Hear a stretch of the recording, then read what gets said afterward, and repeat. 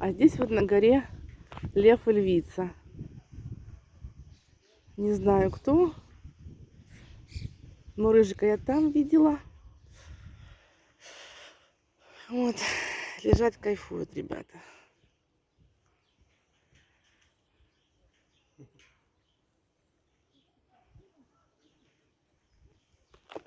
Вот они двое.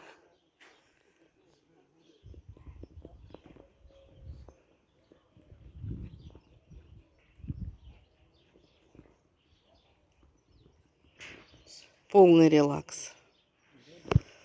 Вон еще кто-то. И вот там рыжик. Ну, скорее всего, наверное, это Салвик.